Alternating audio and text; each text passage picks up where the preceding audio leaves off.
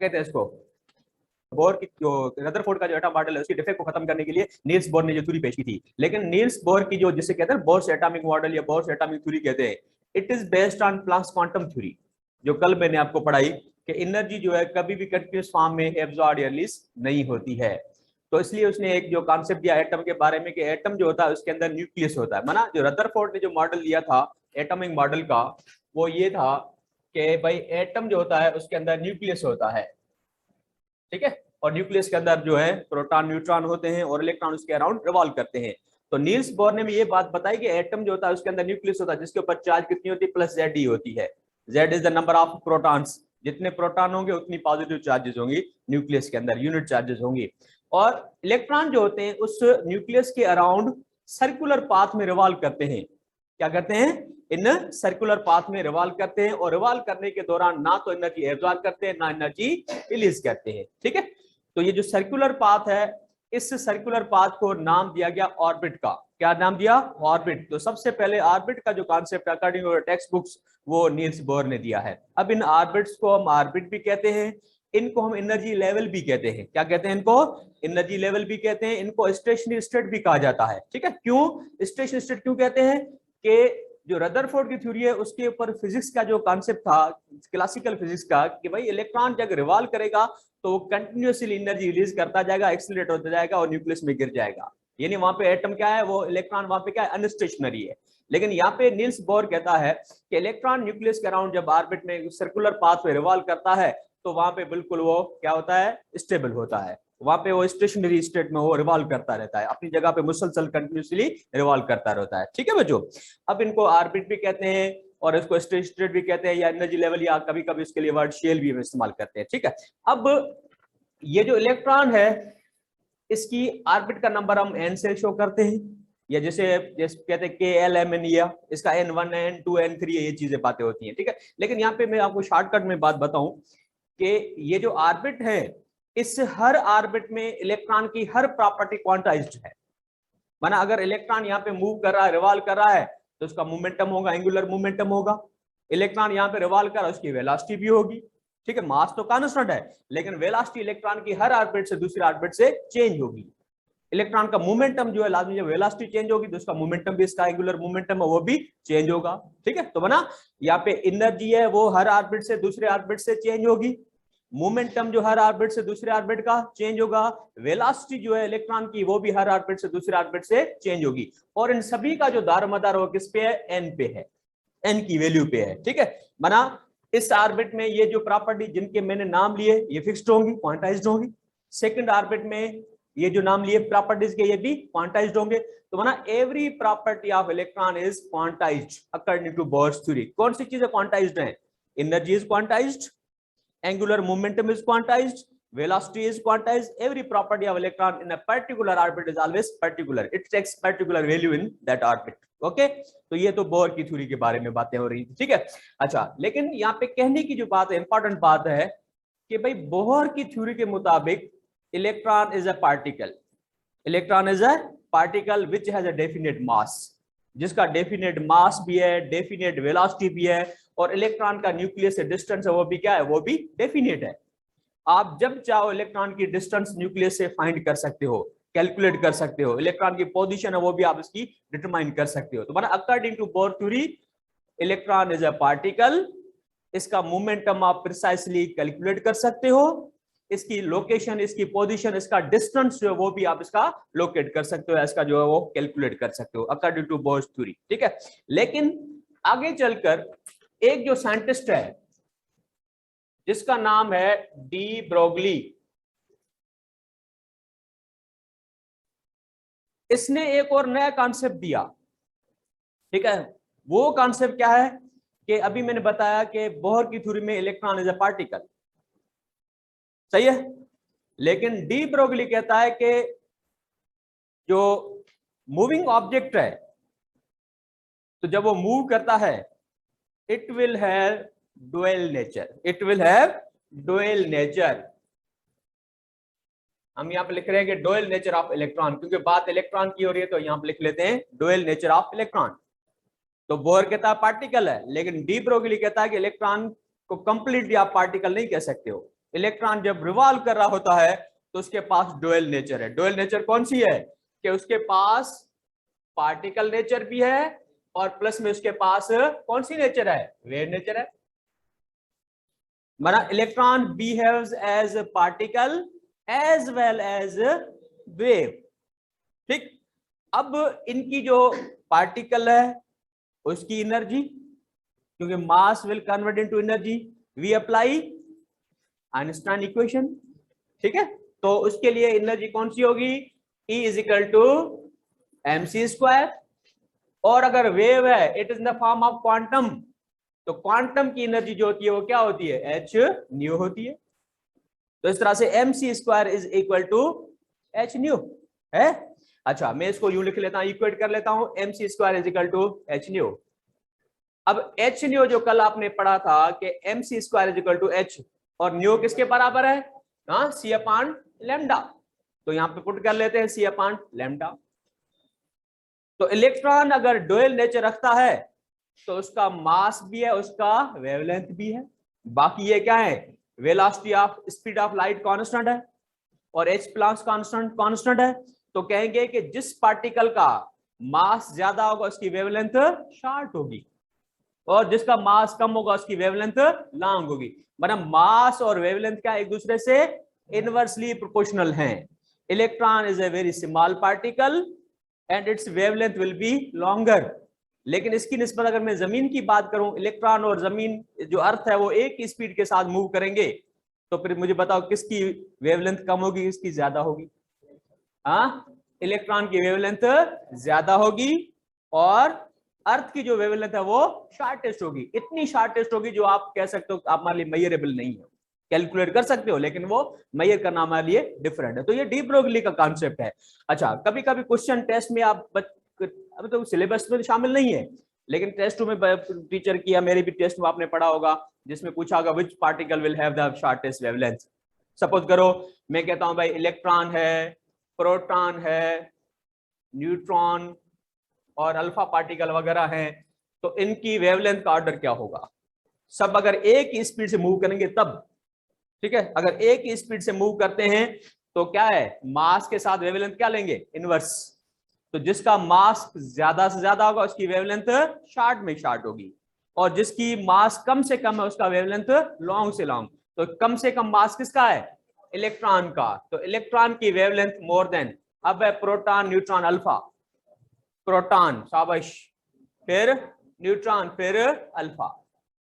तो शॉर्टेस्ट में shortest wavelength होगी वो अल्फा की होगी, और लार्ज जो वेवलेंथ होगी किसकी होगी, लॉन्गर वेवलेंथ किसकी होगी, इलेक्ट्रॉन की होगी। तो ये होगी बात किसके बारे में, डी ब्रोगली कॉन्सेप्ट। लेकिन डी ब्रोगली की ये बात यहाँ पे खत्म नहीं होती है। लेकिन अगर डी ब्रोगली के कॉन्सेप्ट को मानते हैं, इसको एक्सेप्ट करते हैं, तो फिर बोहर का जो कॉन्सेप्ट है उसको रिजेक्ट करना पड़ेगा। ठीक है, क्यों, बोहर कहता है कि इलेक्ट्रॉन इज अ पार्टिकल, वो आप जहां भी जाओ उसकी लोकेशन, उसकी पोजीशन, उसका मोमेंटम एक्यूरेटली मेजर कर सकते हो। ठीक है, लेकिन डी ब्रोगली कहता है इलेक्ट्रॉन इज अ वेव, और जब वेव है तो it can be anywhere, wave कहीं पर भी हो सकती है। मिसाल के तौर पर अगर मैं ये कहता हूं कि इलेक्ट्रॉन एटम का न्यूक्लियस है, बोहर के थ्योरी मुताबिक ऑर्बिट इलेक्ट्रॉन यहां पे रिवॉल्व करता है, इलेक्ट्रॉन यहीं पर होगा, कहीं ना कहीं होगा, फिक्स डिस्टेंस पे होगा, सही है। लेकिन जब वेव है तो उसका एम्पलीट्यूड है, डेंसिटी है, कहीं पे हो सकती है। हाँ, क्या फिक्स है इसका, इलेक्ट्रॉन यहां पर इतने डिस्टेंस, ये कहीं भी हो सकता है इलेक्ट्रॉन ना। तो बना डी ब्रोगली ने बोहर की जो थ्योरी है उसमें कुछ जो है वो क्या कहते हैं, उसमें कमजोरियां जो है उसमें ये बयान की हैं। ओके, ये तो बाकी डी ब्रोगली की। उसके बाद रही गई जो कसर है वो किसने पूरी की, वो हाइजेनबर्ग। ठीक है, तो हाइजेनबर्ग का कॉन्सेप्ट है वो मैं अभी आपको समझाता हूं इन जो स्क्रीन चार बैठिए।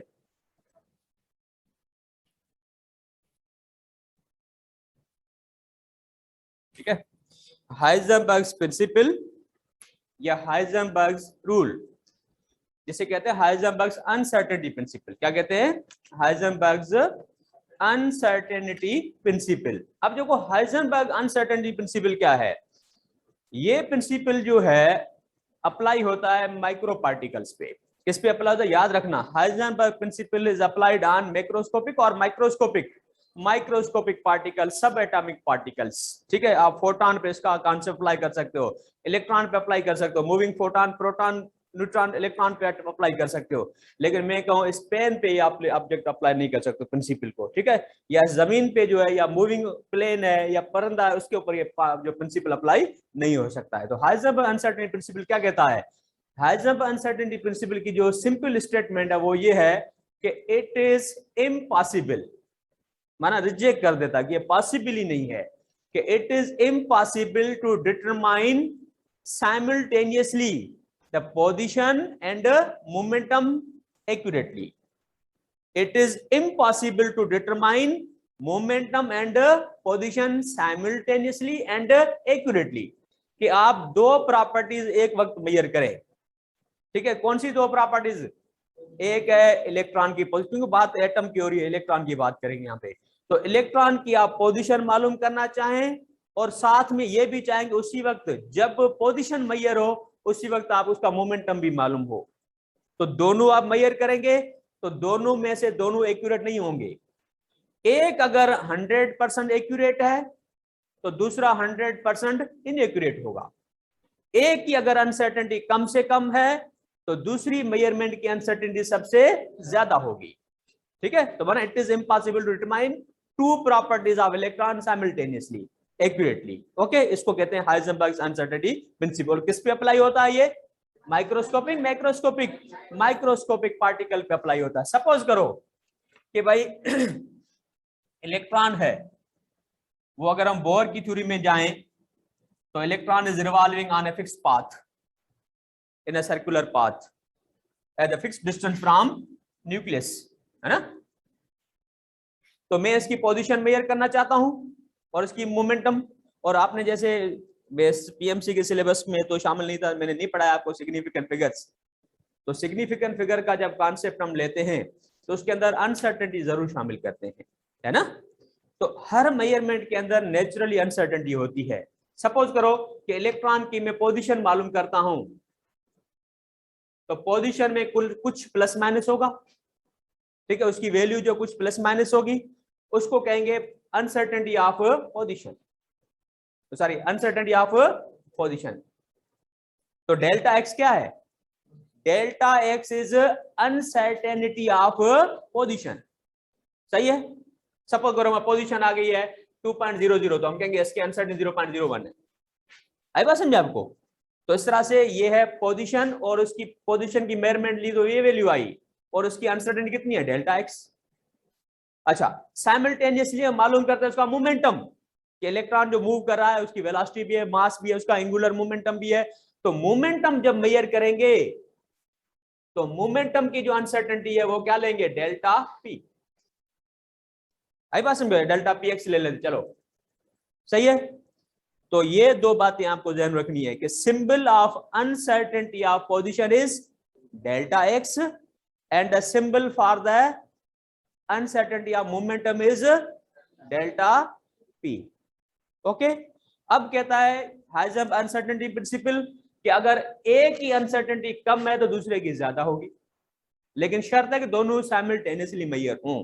ठीक है, चलो भाई इसकी अनसर्टेनिटी ये ली, इसकी अनसर्टेनिटी ये ली। अगर दोनों अनसर्टेनिटी को मल्टीप्लाई करें, किसको मल्टीप्लाई करें? Uncertainty in position into uncertainty of momentum, तो तकरीबन ये प्लैंक्स कांस्टेंट के बराबर या उसके अराउंड बनती है। तो uncertainty of position into uncertainty of momentum, that is the order of h/4π। सही है।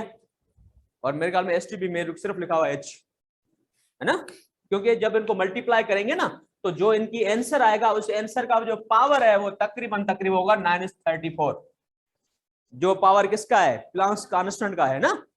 तो इसलिए कहेंगे कि जब भी इसको मल्टीप्लाई करेंगे हो सकता है कि 2 × 10⁻34 आए या 0.1 × 10⁻34 आए। तो बना product of uncertainty of momentum and uncertainty of position is order of Planck's constant। Okay, ये बात समझे? अब इसकी सिग्निफिकेंस क्या है? मैं अगर इसको इक्वेशन फॉर्म में लिखूं तो यूं लिख सकता हूं कि delta P is equal to h/4π। सही है। अब देखते हैं कि दो बातें हैं कि अनसर्टेनिटी जब किसी की ज्यादा होती है या किसी की कम होती है तो उससे क्या मतलब है, ठीक है। तो अनसर्टेनिटी अगर सपोज करो किसी की जीरो है, अनसर्टेनिटी अगर किसी की जीरो है तो क्या कहेंगे, वो बिल्कुल एक्यूरेट है। सपोज करो कि पोजीशन जो हमने मालूम की है वो क्या है, 100% एक्यूरेट।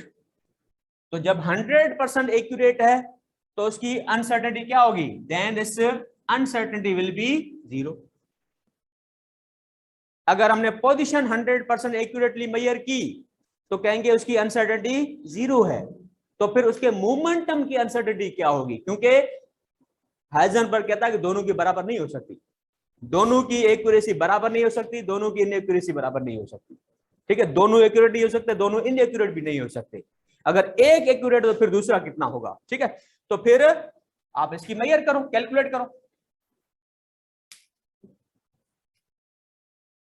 देखो वैल्यू पुट करूं मैं कि delta x into delta p is equal to h upon 4 pi. अगर ये जीरो है तो डेल्टा पी किसके बराबर होगा, डेल्टा पी होगा H upon 4 pi into delta x, है ना। तो पोजीशन की अगर अनसर्टेनिटी लेना चाहें तो 4 पाई इंटू क्या करेंगे, जीरो, और जब जीरो से मल्टीप्लाई करेंगे क्या हो जाएगा, एच अपान जीरो। और जब किसी क्वांटिटी को जीरो से डिवाइड करते हो तो इसका आंसर आता है इन्फिनिटी। क्या आता है, इन्फिनिटी। आई बात समझे आपको। तो मैंने इससे क्या जाहिर होता है कि पोजीशन की अनसर्टेनिटी किसकी, अगर पोजीशन की अनसर्टेनिटी जीरो है, ठीक है, तो फिर मोमेंटम की क्या होगी, मोमेंटम की अनसर्टेनिटी कितनी आ गई, इन्फिनिटी। सही है। अच्छा अगर सपोज करो यही मैं ले लेता कि मैं डेल्टा जो पोजीशन की अनसर्टेनिटी जीरो थी, अब लेते हैं मोमेंटम की अनसर्टेनिटी जीरो। सपोज करो अगर ये वैल्यू जीरो है तो डेल्टा एक्स कितना होगा, डेल्टा एक्स अपान 4 पाई इंटू करेंगे डेल्टा पी। अगर अनसर्टेनिटी पोजीशन की जीरो थी तो ये इन्फिनिटी आ गई। अब देते हैं कि अनसर्टेनिटी मोमेंटम की अगर जीरो हो तो डेल्टा एक्स कितना होगा, तो डेल्टा एक्स किसके बराबर होगा, एच अपान 4 पाई। अगर इसकी जीरो है तो डेल्टा एक्स कितना हो गया, हाँ इन्फिनिटी हो गया। तो बना अगर पोजीशन एक्यूरेट है तो मोमेंटम इनएक्यूरेट होगा, पोजीशन की अनसर्टेनिटी जीरो है तो मोमेंटम की अनसर्टेनिटी इन्फिनिटी होगी। अगर मोमेंटम की अनसर्टेनिटी जीरो है तो फिर पोजीशन की क्या होगी, इन्फिनिटी। आई बात समझ में आपको। तो माना दोनों के लिए साइमल्टेनियसली मेजर करना ये पॉसिबल नहीं है। अगर मेजर कर सकते हो तो अनसर्टेनिटी उसकी जो एक की ज्यादा होगी, इसकी एक की कम होगी। ठीक है बच्चों, ये बात समझे आपको। इसके रीजन क्या है, वजह क्या है, इसके पीछे कोई रीजन भी तो होगा ना। सपोज करो मैं इलेक्ट्रॉन की ये बात कर रहा हूं कि पोजीशन मालूम होगी तो मोमेंटम नहीं मिलेगा आपको, अगर मोमेंटम मिलता पोजीशन नहीं मिलेगी। तो इसके पीछे रीजन है डिटर्मिनेशन मेथड। क्या रीजन है, डिटर्मिनेशन मेथड। जिस मेथड से आप ये मेजरमेंट कर रहे हो उस मेथड के अंदर ये फॉल्ट है, उस मेथड की वजह से नेचुरली ये चीज आपसे होगी। ठीक है, वो कौन सी है, मिसाल के तौर पे मैं अभी देखना चाहता हूं भाई बच्चा कौन सा बैठा, गोपाल का सवाल क्या बैठा, कौन कहाँ बैठा, सागर कहाँ बैठा हुआ है, देख लिया बैठा हुआ है, हाँ कैसे देखा मैंने, हाँ खुद आयो ना, साइंस प्रिया फिलहाल रिकॉर्डिंग स्टॉप करिए, पास करिए। हाँ ना, मुमकिन उसकी वेवलेंथ कल मैंने बताई थी आपको कितनी है, 400 से 750 700 नैनोमीटर तक है, और इलेक्ट्रॉन इससे कई मिलियन टाइम छोटा है। तो फोटॉन की जो एनर्जी है, फोटॉन की जो वेवलेंथ है, वो इलेक्ट्रॉन को देखने के लिए नहीं है। अगर ऐसा होता इलेक्ट्रॉन देख सकते, इस कागज के कितने इलेक्ट्रॉन देख सकते हैं। लेकिन अगर इलेक्ट्रॉन को देखना है, उसको लोकेट करना है, तो फिर आपको क्या चाहिए, शॉर्ट वेवलेंथ। इस रेडिएशन को इस्तेमाल करना पड़ेगा जिसकी वेवलेंथ इलेक्ट्रॉन के करीब हो। तो उसके लिए आपको जरूरत पड़ेगी किसकी, एक्सरे या उससे शॉर्ट वेवलेंथ की। और एक्सरे के पास जो क्वांटम है वो जब टकराएगा इस इलेक्ट्रॉन के साथ, हमें जांचना है कहां इलेक्ट्रॉन पड़ा हुआ है, तो एक्सरे को भेजा, वो आप सपोर्ट करे हमें। तो एक्सरे जब इसके साथ टकराया तो इसने पोजीशन तो बता दी हमें कि पोजीशन एक्स है। लेकिन जब इलेक्ट्रॉन के साथ ये एक्सरे का फोटॉन या क्वांटम टकराएगा तो उसका मोमेंटम ट्रांसफर होगा किसमें, इलेक्ट्रॉन में। तो इलेक्ट्रॉन का टकराने से मोमेंटम तो चेंज हो गया ना। तो जो मोमेंटम हमें मिलेगा क्या वो एक्यूरेट होगा, नहीं होगा, वो चेंज होने के बाद वाला होगा। तो बना आप इसकी पोजीशन मालूम करेंगे लेकिन मोमेंटम आपको नहीं मिलेगा। तुम्हारा पोजीशन एक्यूरेट मिलेगी लेकिन मोमेंटम आपको रॉन्ग देगा वो। आई बस में आपको इस तरह से। लेकिन मैंने कहा ना कि माइक्रोस्कोपिक अप्लाई होता है, मैक्रो पे क्यों नहीं होता है? कि मैक्रो पे भी आप बैठे हो, रोशनी टकरा रही है, वहीं बैठे हो, नींद पिए वहां की, हाँ है ना ऐसे। तो ये मैक्रोस्कोपिक पे अप्लाई होता है, नहीं अप्लाई होता है माइक्रोस्कोप पे। क्यों? कि माइक्रोस्कोप फोटॉन टकराएगा, वो माइक्रोस्कोप पार्टिकल हट जाएगा, मोमेंटम चेंज हो जाएगा। आई बात समझ में आपको? अच्छा, ये तो बातें होगी हाइज आंसर। अब इसमें कुछ एक बात पॉइंट है, मैं आपको समझा दूं कि मैं भी आपको समझा रहा था कि भाई वेवलेंथ जो है किस रेडिएशन की क्या देती है। तो इसकी आपकी बुक जो है पंजाब की या फेडरल की बुक में ये चीजें लिखी हुई हैं कि अगर आप शॉर्ट वेवलेंथ यूज करते हैं, ठीक है, तो शॉर्ट वेवलेंथ क्या करेगी? Increase in uncertainty, increase in uncertainty in momentum, है ना। माने किसकी वैल्यू इंक्रीज करेगी? Increases delta P.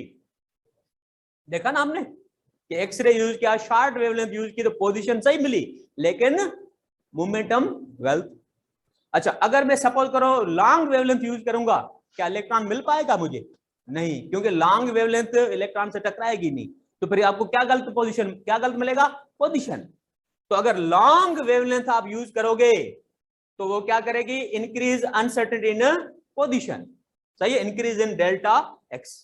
ये याद रखना है आपने कि शॉर्ट वेवलेंथ मोमेंटम की अनसर्टेनिटी को इंक्रीज करती है और लॉन्गर वेवलेंथ आपको पोजीशन गलत रिपोर्ट करेगी, सही है। तो ये हो गया हाइजन अनसर्टेनिटी प्रिंसिपल। और ये दोनों ने जो है बोर को डुबो दिया, ठीक है ना। तो बोर को पहले डुबोया किसने? डी ब्रोगली ने। देखो डी ब्रोगली नो लत जे कायो के यहाँ हाइजेनबर्ग नहीं है, ठीक है, बोर बुडी भयो। ओके, अब बोर को डुबोने से बचाना है, इलेक्ट्रॉन को डूबने से बचाना। बोर तो भाई कम कोने पे जो, ठीक है बच्चों, स्क्रीनशॉट मत लीजिए। जो प्रॉपर्टीज हैं वेव की, डिफ्रैक्शन होती है, इंटरफेरेंस होता है, ये ना वेव की प्रॉपर्टीज है ना। तो इलेक्ट्रॉन भी ऐसे ही करता है, इलेक्ट्रॉन भी रिफ्लेक्ट होता है, इलेक्ट्रॉन जो है उसकी भी इंटरफेरेंस होता है। तो ये प्रूव करता है कि इलेक्ट्रॉन आल्सो है वेव नेचर। तो डी ब्रोगली की बात भी करेक्ट है और हाइजेनबर्ग की बात भी सही है कि इलेक्ट्रॉन को आप कहीं पर लोकेट नहीं कर सकते। इलेक्ट्रॉन कहाँ है? बोर कहता है यहाँ है, लेकिन हाइजेनबर्ग कहता है यहाँ पे नहीं है, ठीक है। तब इलेक्ट्रॉन एटम के अंदर होगा, एटम से बाहर होगा? हाँ, एटम के अंदर होगा, लेकिन कहाँ होगा? इसके लिए एक और मॉडल है, ठीक है, वो है वेव मैकेनिक्स। क्या है? Wave mechanics. इसके अंदर 2-3 साइंटिस्ट हैं जो इस कॉन्सेप्ट को लाने वाले हैं। उसके अंदर सबसे बड़ा जो नाम है वो श्रोडिंगर है, ठीक है। तो श्रोडिंगर जो है एक वेव इक्वेशन बनाई है, उस वेव इक्वेशन की मदद से आप इलेक्ट्रॉन की पोजीशन कैलकुलेट कर सकते हो। क्या कर सकते हो? कैलकुलेट कर सकते हो, ठीक है। सपोज करो मैं कहता हूं यार ये कुर्सी कितने डिस्टेंस पे पड़ी हुई है, तो आप इसको मेयर भी कर सकते हो। अगर दूसरी कुर्सी उसके साथ वाली कितनी है तो कैलकुलेट भी कर सकते हो। तो आप कैलकुलेट करके बता सकते हो कि इलेक्ट्रॉन जो है एटम के अंदर कहां हो सकता है। और जब वेव की बात होती है तो इलेक्ट्रॉन कहां हो सकता है? कि हो सकता है कि एटम में किसी जगह पे इलेक्ट्रॉन के होने के चांस ज्यादा हो। क्या बात कर रहा हूं मैं? चांस, प्रोबेबिलिटी कॉन्सेप्ट है ये, ठीक है, कि यहाँ पे इलेक्ट्रॉन होने के कितने चांस है, यहाँ पे कितने चांस है, यहाँ पे इलेक्ट्रॉन होने के कितने चांस है। तो जहां पे इलेक्ट्रॉन होने के ज्यादा चांस होते हैं वो जगह एटम में कहलाती है ऑर्बिटल। तो ऑर्बिटल का जो कॉन्सेप्ट है वो वेव मैकेनिक्स पे बेस्ड है। अब ऑर्बिटल कोई ऐसी को प्लेस नहीं, कुर्सी नहीं जहां पे इलेक्ट्रॉन बैठा हुआ रखा हुआ है, नहीं। Electron can be, according to wave mechanics, electron can be anywhere in the atom, लेकिन there are certain regions, there are certain distance from the nucleus where probability of finding electron is maximum. Atom के अंदर कुछ reason है, volume है, space है, 3 dimensional space है, जहां पे इलेक्ट्रॉन के पाए जाने के, इलेक्ट्रॉन की मौजूदगी के चांस सबसे ज्यादा होंगे, मैक्सिमम होंगे, उसको क्या कहेंगे? ऑर्बिटल कहेंगे। और जहां पे इलेक्ट्रॉन के पाए जाने के चांस 0 होंगे उसको कहेंगे नोड या नोडल प्लेन।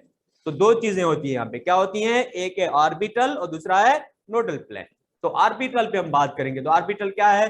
डेफिनेशन आपने पहले पढ़ी है, किताबों में पढ़ी होगी आप लोगों ने, कि orbital is a 3 dimensional region in the atom या around the nucleus where chances or probability of finding electron is maximum। Electron के जहां पे पाए जाने के चांस सबसे ज्यादा होंगे वो एटम का हिस्सा, वो जगह क्या कहलाएगी, ऑर्बिटल कहलाएगी। तो ऑर्बिटल की स्पेलिंग जो है वो बोहर के ऑर्बिट से मैच करती है, लेकिन ऑर्बिट और ऑर्बिटल में कोई रिलेशन नहीं है, क्योंकि ऑर्बिट तो बोहर की थ्योरी में सर्कुलर पाथ था जहां पे इलेक्ट्रॉन 100% हो सकता है, डिस्टेंस फिक्स पे होता है, लेकिन ये कोई रिवॉल्विंग पाथ नहीं है, कोई पाथ नहीं है, बल्कि ये कोई जगह है यहाँ पे, ठीक है। यहाँ से कमरे मक्खी उड़ाने भी, हाँ मक्खी कितने थी जगह थी, यहाँ हो सकती है, उड़ती हुई यहाँ पे आ सकती है, हो सकता है ना। तो यानी जहाँ पे वो मौजूदगी के चांस ज्यादा, वो क्या ऐसा कहलाता है, वो कहलाता है ऑर्बिटल कहलाता है। और ये ऑर्बिटल कॉन्सेप्ट देने वाला जो श्रोडिंगर, वो दो नाम और इसके अंदर भी शामिल हैं, ठीक है। इसके अंदर हाइजेनबर्ग भी है और एक डायरेक्ट साइंटिस्ट है, तीन जो लोग हैं इन्होंने इस वेव मैकेनिज्म में, लेकिन सबसे जो प्रोमिनेंट नाम वो मैंने बताया किसका है, श्रोडिंगर का है। ये बात समझिए कि ऑर्बिटल क्या होता है, ठीक है। अब ऑर्बिटल एटम का रीजन जहां पे इलेक्ट्रॉन हो सकता है, लेकिन इससे हमें क्या मिलता है कि अगर हम इलेक्ट्रॉन की कंप्लीट प्रॉपर्टीज मालूम करना चाहें तो फिर भी दोबारा हमें श्रोडिंगर इक्वेशन, वेव इक्वेशन, उसको हमने यूटिलाइज करना पड़ेगा। और उस वेव इक्वेशन में कुछ कांस्टेंट्स हैं, कुछ वेरिएबल हैं। अगर इलेक्ट्रॉन की आप कंप्लीट पोजीशन, उसकी कंप्लीट प्रॉपर्टीज आप अगर मालूम करना चाहें with the help of Schrodinger equation, you would have to put some set of numbers. आप उसको वहां पे कुछ वैल्यू, कुछ नंबर यूज करना पड़ेंगे, जिस नंबर को इस इक्वेशन में पुट करने से, उस इक्वेशन में इस्तेमाल करने से आपको इलेक्ट्रॉन की कंप्लीट प्रॉपर्टीज मिलेंगी। तो जो नंबर, जो सेट श्रोडिंगर इक्वेशन में इलेक्ट्रॉन की प्रॉपर्टीज को मालूम करने के लिए, मेजर करने के लिए यूज होते हैं, उस नंबर को, उन नंबर के सेट को क्या कहते हैं, क्वांटम नंबर्स कहते हैं, ठीक है बच्चों। तो आप बात करेंगे, किस पे बात करेंगे, क्वांटम नंबर्स की बात करेंगे। सबसे इंपॉर्टेंट जो टॉपिक है अब ये है इस चैप्टर का, और बाद में इलेक्ट्रॉनिक कॉन्फ़िगरेशन, ठीक है। क्वांटम नंबर क्या है, द सेट ऑफ नंबर या इंटीजर्स, आमतौर पर हम कहते हैं इसको set of integers which describe various properties of electron in an orbital, in an orbital या orbit या an atom is called quantum number, ठीक है भाई। तो क्वांटम नंबर क्या है, ये कोई एक नंबर नहीं है बल्कि नंबर का सेट है। इन नंबर के सेट्स को हम क्या कहते हैं, क्वांटम नंबर्स कहते हैं। और क्वांटम नंबर क्या है, these are the integers, which these are the numbers, these are the values which describe properties, various properties of electron, ठीक है। इलेक्ट्रॉन कहां पर है, इलेक्ट्रॉन कैसे बिहेव कर रहा है, कैसे मूव कर रहा है, कैसे रिवॉल्व कर रहा है, कैसे रोटेट कर रहा है, तो इस प्रॉपर्टीज को जांचने के लिए हमें ये क्वांटम नंबर है वो यूज करने पड़ते हैं, ठीक है बेटा। तो क्वांटम नंबर कितने बच्चों, हाँ कितने सेट हैं क्वांटम नंबर्स के, हाँ 4। क्या नाम बताओगे मुझे, शाबाश, क्वांटम नंबर 4 है। पहला कौन सा है, सबसे प्रोमिनेंट, जो सबसे बड़ा है वो है प्रिंसिपल क्वांटम नंबर, ओके। और प्रिंसिपल क्वांटम नंबर की सिंबल क्या यूज करते हो आप, एन। तो सबसे पहला जो क्वांटम नंबर है वो प्रिंसिपल क्वांटम नंबर है, जिसको एन से शो करते हैं। और एन की जो वैल्यू होती है हमेशा होल नंबर में, पॉजिटिव होल नंबर में होती है, 1 से स्टार्ट होती है, कभी भी 0 नहीं होती है, याद रखना। N will never have 0 value, इसकी वैल्यू होती है 1 2 3 4 एंड अप टू इंफिनिटी, याद रखना, कोई फिक्स वैल्यू नहीं है।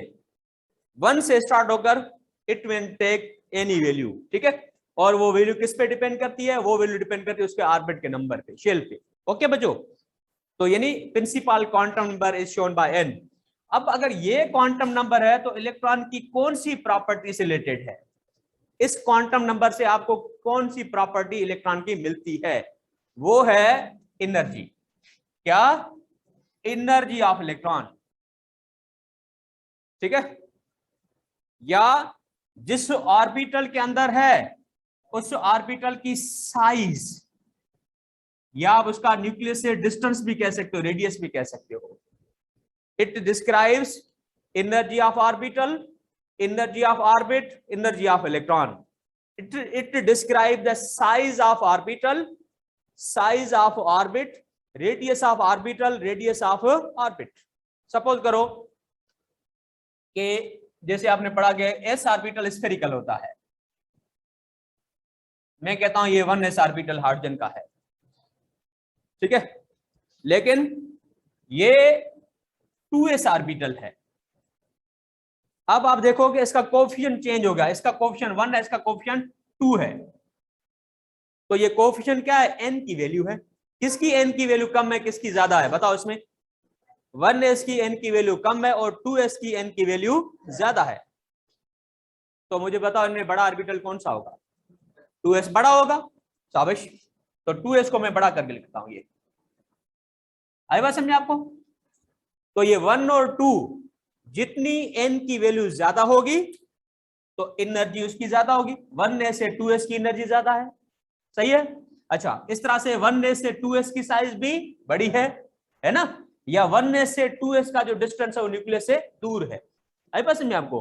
तो प्रिंसिपल क्वांटम नंबर जो है वो एनर्जी जितनी वैल्यू ज्यादा होगी तो उतनी एनर्जी ज्यादा होगी, उस ऑर्बिटल की ऑर्बिट की साइज या डिस्टेंस उसका ज्यादा होगा, ये बात समझे। तो ये होगी प्रिंसिपल क्वांटम नंबर। और बाकी जो क्वांटम नंबर है, बाकी दो, वैसे 3 बनते हैं, बाकी जो 2 क्वांटम नंबर है वो n से रिलेटेड है। 3 क्वांटम नंबर है जो इंटरडिपेंडेंट है, कौन से, n पर l डिपेंड करता है और l पे m। यहां पे लिख लेता हूं कि n जो है उस पे कौन डिपेंड करता है, l पे डिपेंड करता है कौन, m। माना n से l निकलता है और l से m निकलता है, और एक जो क्वांटम नंबर है वो इंडिपेंडेंट है, वो कौन सा है, s। इसका इनसे ताल्लुक नहीं है, याद रखना ये बातें, ओके। तो फर्स्ट क्वांटम नंबर ये हो गया। उसके बाद सेकंड क्वांटम नंबर है, उसे क्या कहते हो आप, एजीम्यूथल क्वांटम नंबर। इसका एक और भी नाम है सब्सिडायरी क्वांटम नंबर, और तीसरा इसका नाम है orbital angular momentum quantum number, ठीक है। कौन सा, orbital angular momentum quantum number, समझे बच्चों। 3 नाम इसके हो गए, कौन से, azimuthal quantum number is also called subsidiary और orbital angular momentum quantum number कहते हैं। क्यों इसको orbital angular momentum quantum number, क्योंकि ये एंगुलर मोमेंटम जो है इलेक्ट्रॉन का ऑर्बिटल में उसकी मेजरमेंट में ये इस्तेमाल होता है, इससे मेजर होता है, ओके बाबा। तो ये orbital angular momentum quantum number है। अच्छा, अब इसकी सिंबल क्या होती है बच्चों, हाँ, सिंबल इसकी होती है एल, ठीक है। और एल डिपेंड्स अपॉन एन, मैंने बताया ना अभी कि एल जो है वो डिपेंड्स अपॉन एन। वो कैसे, एल की वैल्यू क्या होती है, हाँ भाई, एल की वैल्यू होती है, हाँ भाई कितनी होती है, 0 to L will minimum value 0 होगी पॉजिटिव होल नंबर में, याद रखना ये भी, ठीक है। सवाल 0 क्या ना तो 0 फिर 1 भी हो सकती है, 2 भी हो सकती है, 3 भी हो सकती है, लेकिन आखिरी वैल्यू क्या होगी, इन्फिनिटी नहीं होगी, ठीक है, इन्फिनिटी नहीं होगी। इसकी वैल्यू लेंगे वो कितनी लेंगे, 0 टू, सही है,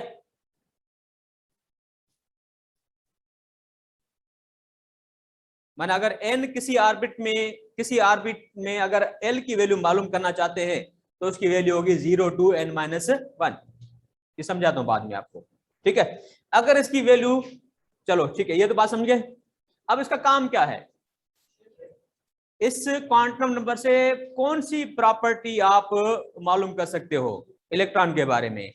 आप इलेक्ट्रॉन की जिस ऑर्बिटल में मौजूद है इलेक्ट्रॉन, उस ऑर्बिटल की शेप मालूम कर सकते हो, मतलब it determines shape of orbital. और अभी भी लिखा है मैंने आपके सामने, क्या लिखा था, एंगुलर मोमेंटम, हाँ। तो ये शेप भी बताता है और एंगुलर मोमेंटम भी बताता है, लेकिन कहां पे angular momentum, in orbital, not in orbit, orbital में, ठीक है, क्योंकि ऑर्बिट के कॉन्सेप्ट को नहीं मानते हैं वेव थ्योरी के बाद श्रोडिंगर में, समझ की बात ये। तो ये ऑर्बिटल के अंदर एंगुलर मूवमेंट कितना होता है ये। अब आते हैं शेप पे, कि शेप कौन सी होगी, कैसे होगी। तो ये एल पे डिपेंड करता है। अगर एल 0 है तो हम कहते हैं एस ऑर्बिटल, पता होगा आपको, याद होगा, एल 0 फॉर एस ऑर्बिटल, कोई भी एस हो, एल 0 होगा, 3s हो, 5s हो, 3s हो, कोई भी हो। और इसकी शेप क्या होती है? स्फेरिकल, याद रखना, एस ऑर्बिटल स्फेरिकल, ठीक है, क्योंकि प्रोबेबिलिटी इलेक्ट्रॉन की फाइंड करने की एक्सिस पे, X axis, Y axis, Z axis पे इक्वल है, और एक्सिस का बीच वाला जो रीजन है उसमें भी इक्वल है, स्फेरिकल शेप बनती है इसकी। अच्छा, अगर L1 हो तो क्या कहोगे बच्चों?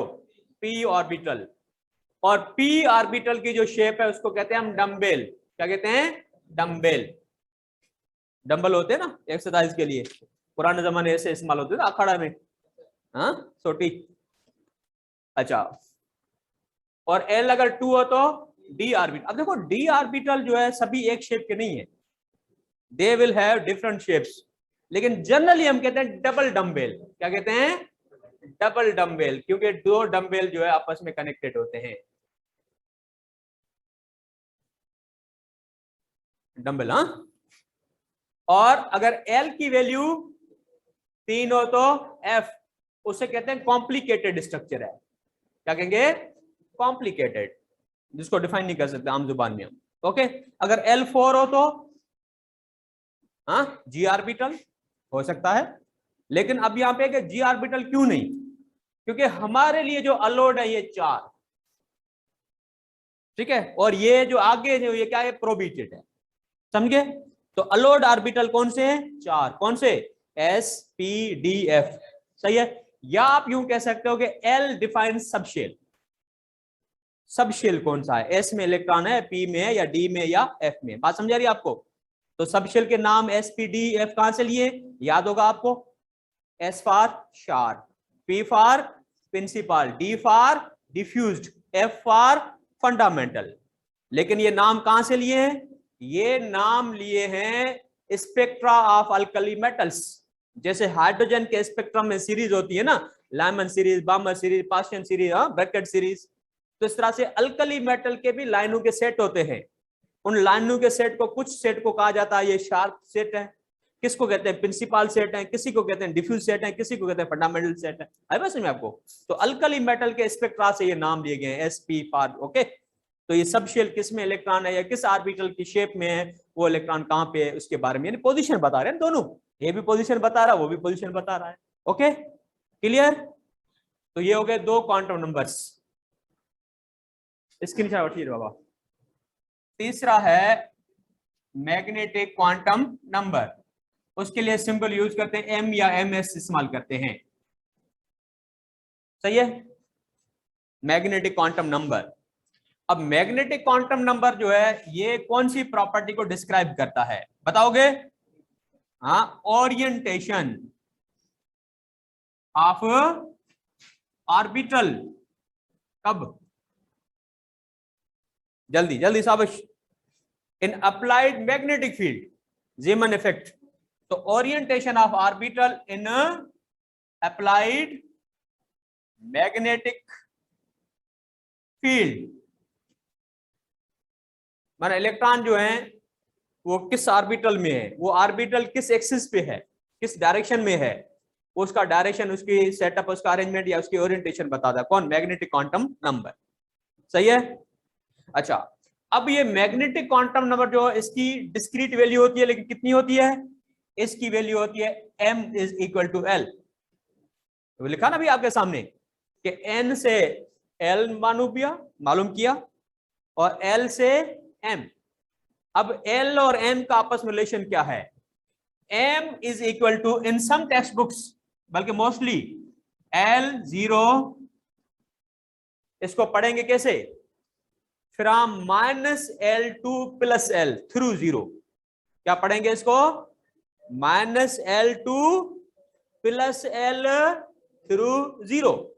लेकिन हमारी जो किताब टेक्स्ट बुक है उसमें लिखा हुआ है L +0 सही है, कोई फर्क नहीं पड़ता। +L से -L तक लिखो थ्रू 0, या -L2 + L तक लिखो 0, कोई फर्क नहीं पड़ता है, हमारे साथ कोई फर्क नहीं पड़ता है। लेकिन जब टेक्स्ट बुक में लिखा हुआ है तो you have to refer this value. समझे बच्चों? टेक्स्ट बुक में ये लिखा हो तो आपको ये याद रखना है। आपके पास अगर दो ऑप्शन आते हैं कि m is equal two plus L zero minus L, minus L zero plus L, कौन सा सिलेक्ट करोगे आप? Plus L two minus L, क्योंकि टेक्स्ट बुक में ये लिखा हुआ है। ठीक है बच्चों, बात समझ गए? अब ये माइनस एल क्या है, प्लस एल क्या है, ये बाद में आते हैं। ओके, चलो यहीं पे समझा देते हैं।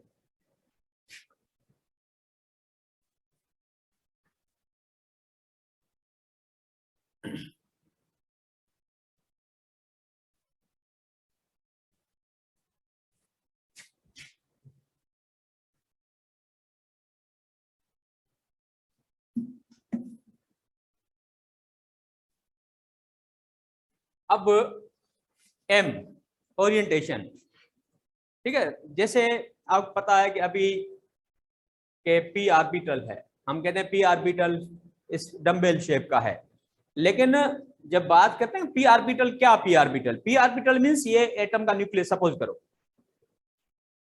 तो इलेक्ट्रॉन की प्रोबेबिलिटी हर जगह पे एक जैसी है, तो शेप बन जाती है स्फेरिकल, एस आर्बिटल कहते हैं, है ना।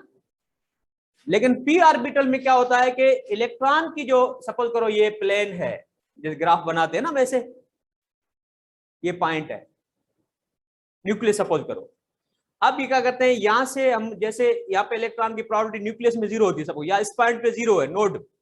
अब जैसे दूर जाते हैं प्रोबेबिलिटी बढ़ती है, इलेक्ट्रॉन कहीं पर भी हो सकता है, यहाँ पे हो सकता है, जितना दूर जा रहे हैं प्रोबेबिलिटी उसकी बढ़ रही है, और एक आता अंत आता है, वहां पे प्रोबेबिलिटी उसकी कम होती जाती है। ये रीजन है, ये रीजन ऐसा है जहां पे इलेक्ट्रॉन के पास जाने के चांस मैक्सिमम है, इससे रीजन से दूर या से करीब कहीं पर भी नहीं है।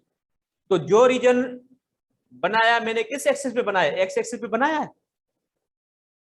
तो ये ऑर्बिटल जो है आप देख रहे हो कि ये डंबेल शेप का है, लेकिन डंबेल शेप का कहां पर है? ये एक्स एक्सिस पे है। ऐसे जैसा रीजन, जितने चांस एक्स एक्सिस पे मिलने के हैं, उतने के उतने चांस, वैसे के वैसे चांस वाई एक्सिस पे भी है। तो ये दूसरा रीजन बन गया। एक्स एक्सिस पे जो ऑर्बिटल बन रहा है या रीजन बन रहा है उसको मैं कहता हूं पी एक्स, ठीक है। ऐसा कैसा वाई एक्सिस पे जो बन रहा है उसको मैं कहता हूं पी वाई। अगर ये जी एक्सिस पे बनता है रीजन, जहां पे इलेक्ट्रॉन के पास चांस जेड एक्सिस पे है, तो वो क्या कहलाएगा? P Z. तो मुझे बताओ कि पी जो ऑर्बिटल है उसके कितने रीजन है? रीजन एक है, एक ऑर्बिटल, लेकिन उसकी ओरिएंटेशन जो एक्सिस के हिसाब से है स्पेस के अंदर, कितने हैं? 3 चांसेस हैं। एक्स एक्सिस पे मिलने के चांस भी हैं, उतने के उतने वाई एक्सिस पे भी है, उतने के उसके जेड एक्सिस पे है। तो इसलिए कहते हैं कि पी ऑर्बिटल जो है 3 फोल्ड डीजेनरेट है। डीजेनरेट में बाद में आता हूं, ठीक है। तो 3 फोल्ड डीजेनरेट, आई बात समझे आपको? तो ये जो रीजन में आपके सामने डायग्राम बनाई है ना, इस रीजन को, इस डायग्राम को हम कहते हैं लोब। क्या कहते हैं? लोब, ठीक। अच्छा, जब ग्राफ आप बना रहे होते हो तो पॉइंट के इस तरह वैल्यू होती है पॉजिटिव, इस तरह नेगेटिव लिखते हो। मैं कहता हूं अभी ग्राफ पे लिखो -1 +1, आप क्या करते हो कि यहाँ पे पॉइंट लगाई, यहाँ पे पॉइंट लगाई, है ना, लाइन बनाई ना ये।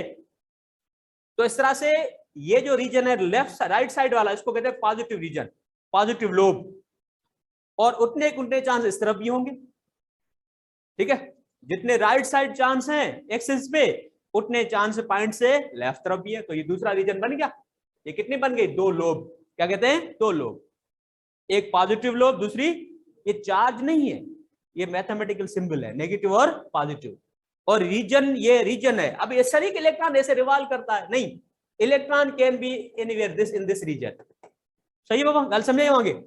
तो ये रीजन, ये लोब कहलाती है, पॉजिटिव लोब। और पी ऑर्बिटल की 2 लोब होती है। कितनी लोब होती है? 2। और डी ऑर्बिटल की 4। ओके, बात समझ गई? तो इस तरह से चलो, अब बात हो रही थी कि मैग्नेटिक क्वांटम नंबर के पी ऑर्बिटल जो है एटम के अंदर है, तो जब उस पे एटम पे मैग्नेटिक फील्ड अप्लाई करते हैं तो ऑर्बिटल अपने आप को पर्टिकुलर एक्सिस पे अपने आप को अरेंज करते हैं। तो कौन सा ऑर्बिटल कितने एक्सिस पे जाएगा, या कितने, कौन से ऑर्बिटल के एक्सिस कितने होंगे, वो मैग्नेटिक क्वांटम नंबर बताता है। जितनी मैग्नेटिक क्वांटम नंबर की वैल्यूज होंगी, उतने उसके एक्सिस होंगे।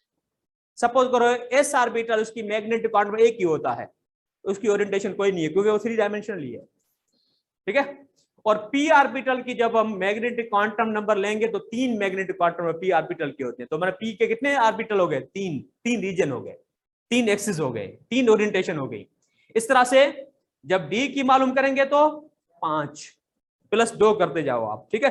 1 + 2 0 3 1 एस का 1 ही है ना, और फिर 2 ऐड किए तो पी के 3, 2 और ऐड करो तो डी के 5, 2 और ऐड करो तो एफ के 7। तो एस की एक ओरिएंटेशन 3 डायमेंशनली क्या कहते हैं, स्फेरिकल है। पी के 3 ओरिएंटेशन है, 3 ऑर्बिटल है, डी के 5 ऑर्बिटल और एफ के 7 है। अब कौन सा ऑर्बिटल है, पी एक्स है, पी वाई है, वो एल की वैल्यू से, एम की वैल्यू से डिपेंड करता है, ठीक है। अब देखो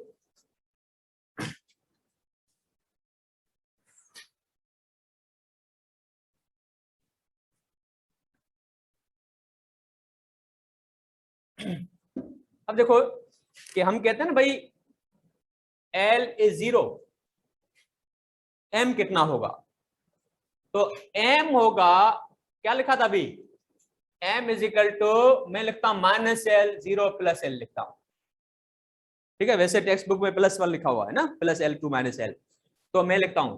अब L की वैल्यू से M निकलेगा, L 0 है ना, तो इसको आप प्लस से माइनस तक लिखो, लेकिन 0 तो 0 है ना, प्लस होगा ना माइनस होगा, तो M क्या होगा 0।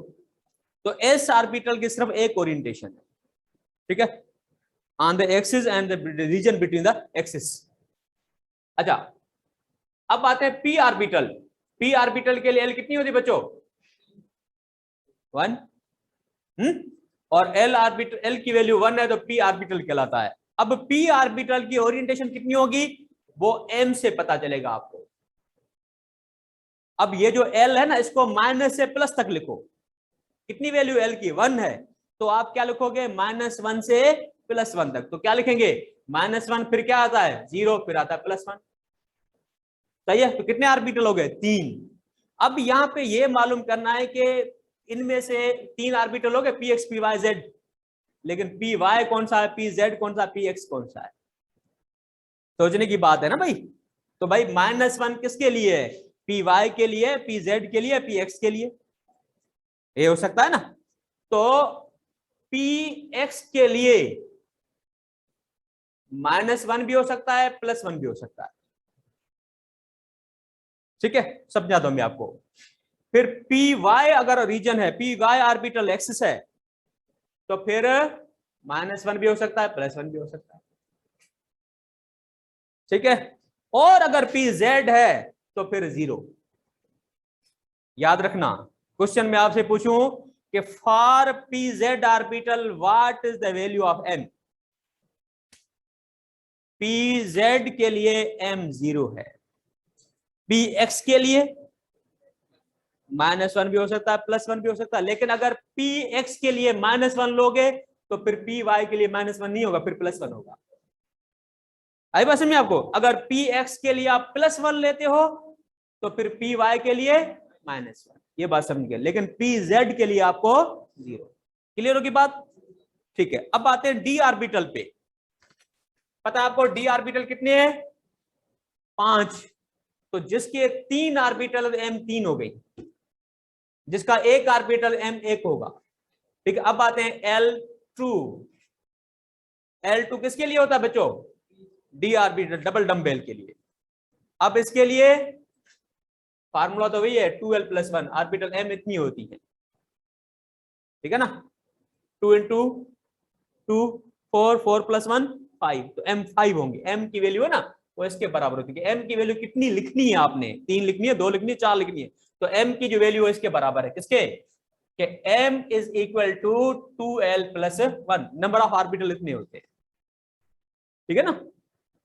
तो अब कितने होंगे, 5 होंगे। डी के 5 ऑर्बिटल कौन से होते हैं बच्चों, हाँ, dxy, dyz, dxz या zx, जो भी आप लिखो, हेलो, ठीक है। फिर dx² y² और dz²। अगर l आपने 2 लिखा है तो m कितना लिखोगे, 2 से -2 से +2, फिर क्या आता है -2, फिर -1 0 +1 +2, लिखा ना आपने कि l जो है वो माइनस से प्लस तक लिखा जाता है, ओके। अब इनमें इस देखना है कि किसके लिए कौन सी वैल्यू इसके लिए है, पास बंद करिए। वैल्यूज है वो -L, -1, 0 +2 तक है, लेकिन अब किसके लिए कौन सी वैल्यू है यहाँ पे, वो है कि dxy के लिए -2, फिर इसके लिए -1, फिर इसके लिए 0, फिर कौन सी बचती है इसके लिए dyxz के लिए, इसके लिए +1 और इसके लिए +2, ये याद रखना है अकॉर्डिंग टू बुक्स। ठीक है ना बच्चों, तो ये क्वांटम नंबर की वैल्यू आपने याद रखनी है, क्योंकि जब कुछ किताब की पैराग्राफ में बातें मेंशन है तो दे कैन फॉर्म है formulated question from that paragraph. ठीक है बच्चों, कल समझे आगे। तो ये हो गए क्वांटम नंबर कौन से पॉसिबल हैं, और एफ तो वैसे कॉम्प्लिकेटेड है, उसके लिए हम यहाँ पे बात नहीं करेंगे। सही है, क्लियर। लेकिन अगर एफ की बात करें तो एल क्या होगा एफ के लिए 3 है ना, तो एम कितना लिखेंगे -3, -2, -1, 0, +1, +2, +3, कितनी वैल्यू हो गई 7। तो एफ ऑर्बिटल के 7 ओरिएंटेशन होती है। क्लियर होगी बात, ठीक है। तो कितने क्वांटम नंबर हो गए ये 3, हर क्वांटम नंबर अलग अलग प्रॉपर्टी बयान कर रहा है, लेकिन एक से दूसरे की वैल्यू बनती है, ये इंटरडिपेंडेंट है 3। और लास्ट में जो क्वांटम नंबर है कौन सा बचता है बच्चों, स्पिन क्वांटम नंबर।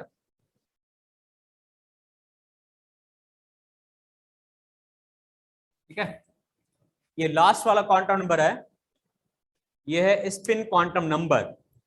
अब इलेक्ट्रॉन रोटेट करता है, स्पिन करता है, ठीक है, अपने एक्सिस पे, सेल्फ रोटेशन जिसे कहते हैं ना, तो सेल्फ रोटेशन होती है इलेक्ट्रॉन की। अब रोटेशन या स्पिनिंग जो इलेक्ट्रॉन की होती है उसके दो पॉसिबल डायरेक्शन हैं, एक को हम कहते हैं क्लॉकवाइज और दूसरे को कहते हैं एंटी क्लॉकवाइज। तो इसलिए इलेक्ट्रॉन की जो स्पिन क्वांटम नंबर है उसकी दो पॉसिबल वैल्यूज हैं, क्योंकि स्पिन 2 है तो पॉसिबल वैल्यू 2 है। दो पॉसिबल वैल्यू कौन सी है, एस की जो वैल्यू हो सकती है वो या तो +12 या हो सकती है -12। It can acquire one of any two values, इनमें से दो में से कोई एक, दोनों नहीं हो सकती एक इलेक्ट्रॉन की। ठीक है, अच्छा अब +12 कब होता है, -12 कब होता है, उसके लिए हम टर्म यूज करते हैं। अगर हम +12 लेते हैं तो इसको कहते हैं एंटी क्लॉकवाइज।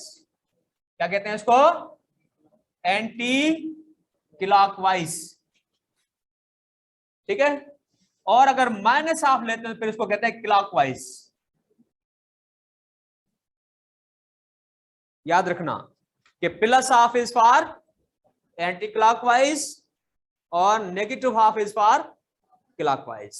अब इसके लिए कुछ और कंफ्यूजन पैदा होता है, क्योंकि हमारी जो टेक्स्ट बुक लिखते हैं वो बड़े साइंटिस्ट हैं, ठीक है ना, और क्लॉकवाइज को हम कहते हैं डाउनवर्ड। याद रखना, बाकी किताबों में ये लिखा हुआ है। ठीक है बच्चों, तो कितने स्पिन हो गए, 2। कौन कौन से, क्लॉकवाइज, एंटी क्लॉकवाइज।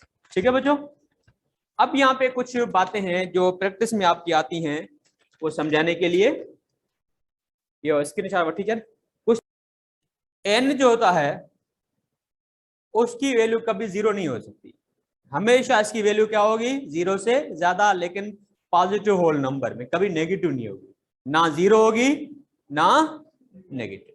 ओके, ये बात। अब आते हैं एल पे, कि L is always less than N.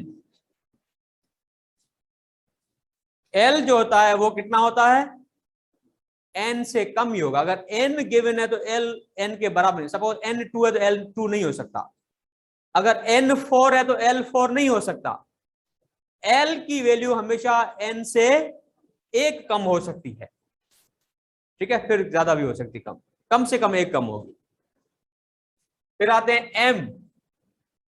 M जो होता है वो +- एल के बराबर होता है, इससे ज्यादा कम नहीं हो सकता। ठीक है ना, सपोज अगर मैं कहूं L2 है तो M3 नहीं हो सकता। सही है बच्चों, अगर M की वैल्यू देखनी है तो L को पहले चेक करो, L कितना है, L से ज्यादा M नहीं हो सकता। L4 है तो M5 नहीं हो सकता, L0 है तो M1 नहीं हो सकता। सही है, और S की कोई वैल्यू हो सकती है, एनी ऑफ +- हाफ। तो ये बातें आपको जहन में रखने की जरूरत है और इसी बुनियाद पे क्वेश्चन बनते हैं। ठीक है बच्चों, आई बात समझे आपको? क्लियर? अच्छा, अब क्वेश्चन है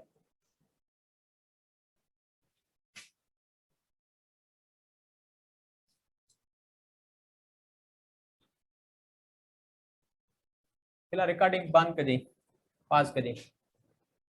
तो क्वेश्चन आपके सामने है कि यहाँ पे 5 क्वांटम नंबर के मैंने सेट लिखे हैं किसी भी एनर्जी लेवल के लिए, एन के लिए। उस एन में इलेक्ट्रॉन है। क्या जो को लिखे हुई है इनमें से क्वेश्चन है कि which are possible which are not possible, कि जो 5 सेट में से कौन सा जो सेट है, कौन सा ऑप्शन है उसके क्वांटम नंबर करेक्ट है, दूसरे के कौन से के इनकरेक्ट हैं। ठीक है, तो करेक्ट और इनकरेक्ट का जो है आपको बताना है कि जहां पे ये चीज आपको मिले तो वो करेक्ट है, अगर इससे अगेंस्ट कोई है तो फिर इनकरेक्ट है। सही है। चलो कि फर्स्ट में, ठीक है, कि n/2 भाई n2 हो सकता है, सेकेंड एनर्जी लेवल हो सकती है, पॉसिबल है, तो ये सेट करेक्ट है, ये क्वांटम नंबर करेक्ट है। अब इस n से रिलेट करो l को, कि भाई n जो है उसको कंपेयर करो l से। तो l के लिए मैंने क्या लिखा कि कभी भी जो है इक्वल या ग्रेटर देन n नहीं हो सकता। l कभी भी n के बराबर नहीं हो सकता, उससे कम ही होता है, उससे ज्यादा भी नहीं हो सकता। तो अगर n2 है तो l2 नहीं हो सकता, l कितना होगा, 0 या 1। सही है ना, मैक्सिमम वैल्यू होगी n-2 तक ना, n-1 तक। तो ये पॉसिबल नहीं है। क्यों नहीं पॉसिबल? कि n2 है तो l1 तक हो सकता है, एक कम ही होगा n से, तो ये गलत है। चलो भाई ठीक है, इसको छोड़ो, अब इसको कंपेयर करो। तो l2 है तो m-2 हो सकता है, -1 हो सकता है, 0 हो सकता है, +1 और +2 हो सकता है ना, तो ये चीज पॉसिबल है। और s के लिए मैंने कहा कि कोई भी हो सकती है वैल्यू, प्लस हाफ भी हो सकती है, माइनस हाफ भी हो सकती है, या दोनों सिंबल लिख सकते हैं, प्लस माइनस दोनों लिखे जा सकते हैं, तो ये भी करेक्ट है। लेकिन क्या कहोगे, ओवरऑल ये सेट करेक्ट है इनकरेक्ट है? इनकरेक्ट है, इम्पॉसिबल है। क्यों इम्पॉसिबल है? कि n2 है तो l2 पॉसिबल नहीं है, तो हम कहेंगे this is not possible, cross लगा दिया पहले। ठीक है बच्चों, अब सेकंड के बारे में बताओ मुझे। हाँ, नॉट पॉसिबल, क्यों? क्योंकि n 0 नहीं हो सकता, लिखा है ना आपके सामने कि n is always greater than 0।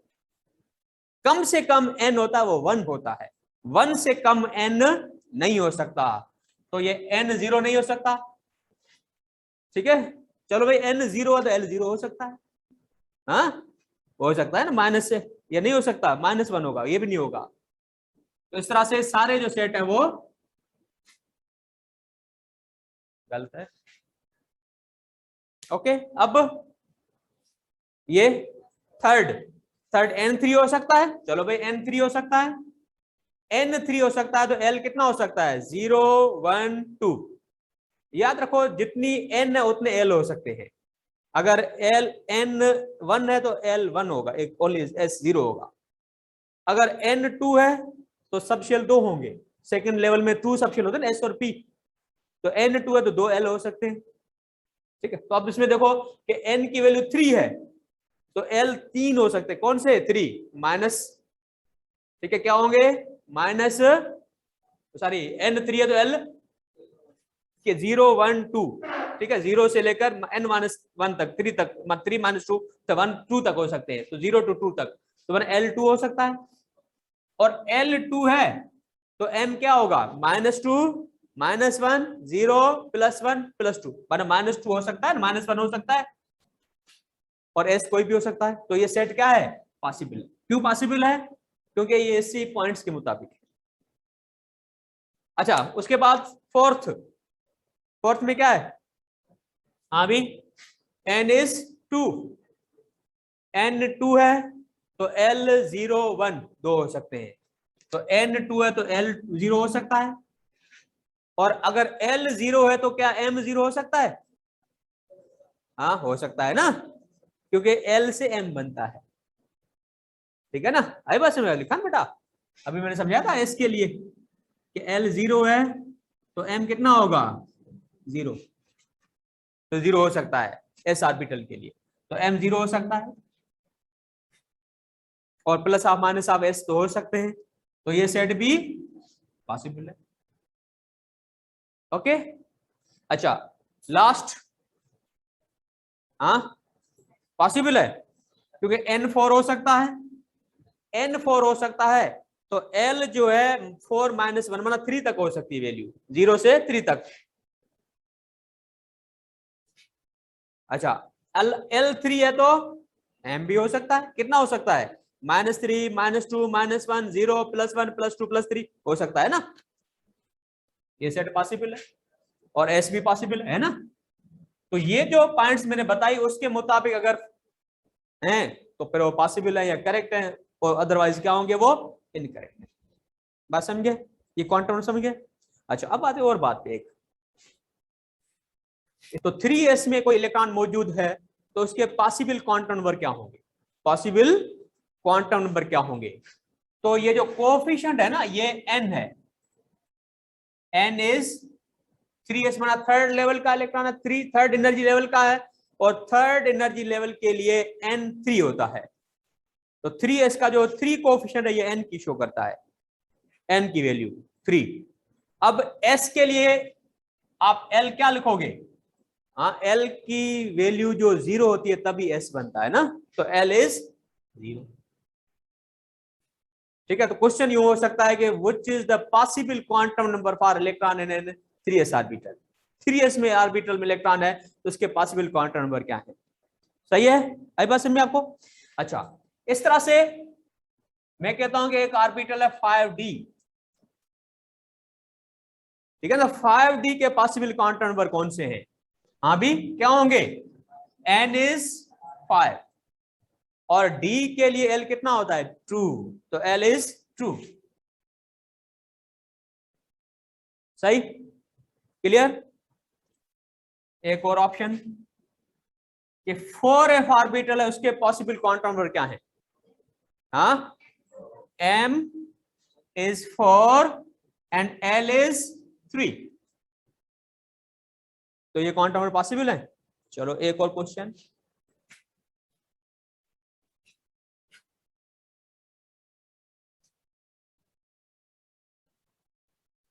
which is quantum numbers set of quantum number for 4px electron, electron जो एक 4p में है तो उसके कौन से क्वांटम नंबर होंगे, बताओ शाबाश।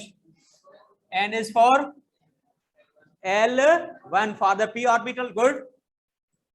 अब है m बताओ, क्योंकि px लिखा है मैंने -1, ठीक है, और +1 भी हो सकता है, बताया ना अभी आपको, तो जो ऑप्शन हो, हेलो भाई -1 भी हो सकता है +1 भी हो सकता है, ठीक है, आई बात समझे आपको।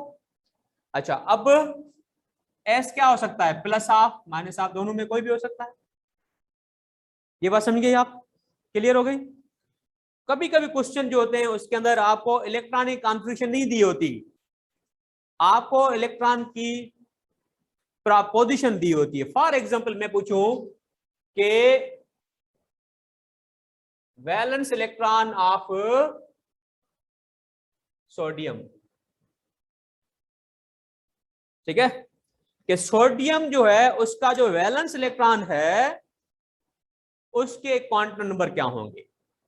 तो वैलेंस इलेक्ट्रॉन सोडियम का तो आपको इलेक्ट्रॉनिक कॉन्फ़िगरेशन सोडियम की होनी चाहिए, मालूम होनी चाहिए, लिखनी पड़ेगी आपको कि सोडियम के पास 11 इलेक्ट्रॉन्स हैं, 1s2 2s2 2p 6 3s1, तो आपने क्वांटम नंबर किसके लिखने हैं, इस 3s के।